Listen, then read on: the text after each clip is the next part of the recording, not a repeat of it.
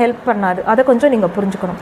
மற்றபடி இந்த வாரம் உங்களுக்கு நன்னாவே இருக்குது. மாற்றங்கள் இருந்தால் கூட அதன் மூலமாக ஏற்றங்கள் தான் நிறைய இருக்குது. அதனால் கவலைப்படாமல் இருக்கலாம்.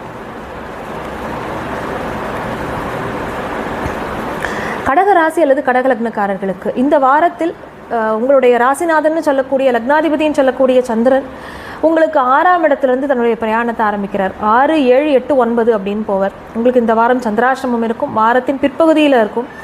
அந்த கடைசி ஒரு 3வது நாள்லேருந்து உங்களுக்கு சந்திராசிரமம் ஆரம்பிக்கும். அந்த நேரத்தில் பொதுவாகவே உங்களுக்கு அந்த மனசில் கொஞ்சம் குழப்பங்களும் கொஞ்சம் ஒரு அலைப்பாயிர தன்மையும் இருந்தாலுமே குரு பார்க்க இருக்கிறதுனால ஓரளவு அந்த பிரச்சனைகள் நீங்கள் அதை தாண்டி தான் நீங்கள் வருவீங்க. குரு உங்களுடைய லக்னத்திலேயே அமர்ந்து கொண்டு 5, 7, 9ஆம் இடங்களை பார்வையிடுகிறார். அதனால் இந்த விஷயங்களுக்கு ஒரு குறையும் வராது.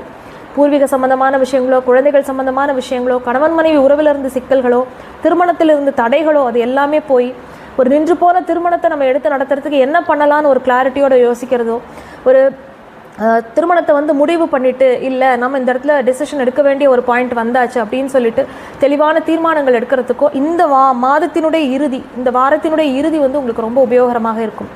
சனி பகவான் உங்களுக்கு அவர் அஷ்டமாதிபதி இல்லையா, அவர் போய் இப்போ 9ஆம் இடத்தில் அமர்ந்து கொண்டிருக்கிறார். அப்போது அதுவும் அவர் வக்ரகதியில் இருக்கும்போது என்ன பண்ணுவார் அப்படின்னா, மனசில் திருப்திங்கிறதோ ஒரு நிறைவுங்கிறதோ இருக்காது.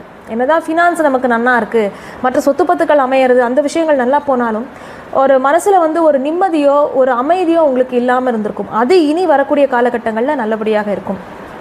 உங்களுடைய அஷ்டமாதிபதி சனி பகவானுக்கு உங்களுடைய கலத்திரஸ்தானத்துக்கும் அவரே அதிபதி. மகர கும்ப ராசிகள் அவருக்கு தான் இல்லையா. அவருக்கு அந்த 7, 8ஆம் அதிபதிக்கு குரு பார்வை இருக்கிறதுனால, அவர் இத்தனை நாள் வக்ரமாக இருந்ததுனால இந்த பிரச்சனை இருந்தது. இப்போ வக்ர நிவர்த்தி ஆகிடுறது.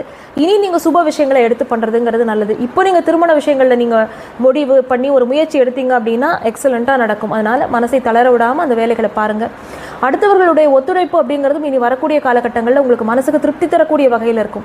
ஏன்னா 7ஆம் இடம்னு சொல்லக்கூடியது அன்றாடம் நீங்கள் மீட் பண்ணக்கூடிய நபர்.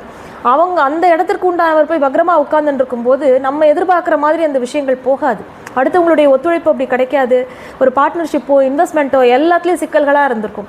நம்ம ஒன்று நினைப்போம், அவங்க ஒன்று பண்ணுவாங்க. ஒரு கோஆர்டினேஷன் கோஆப்ரேஷனுங்கிறது இல்லாமல் இருந்திருக்கும். இனி அதெல்லாமே நல்லபடியாக கிடைக்கக்கூடிய காலகட்டம். ஆனால் சனி பகவான் உங்களுடைய 6ஆம் இடத்தையும் பார்க்குறார். அதில் கொஞ்சம் கவனமாக இருக்கணும். 6ஆம் இடத்துல சனி பகவான் பார்க்கும்போது சனி பார்வை பொதுவாக சனி 6ல் இருந்தால் நல்லது. 6ஆம் இடத்தை பார்த்தாருன்னா கொஞ்சம் ஆரோக்கியத்துலேயும் கவனமாக இருக்கணும். அவர் உங்களுடைய அஷ்டமாதிபதியும் கூட, அதை மனசில் வச்சுக்கணும் நீங்கள். மற்றபடி ஆரோக்கியத்தில் கவனம்.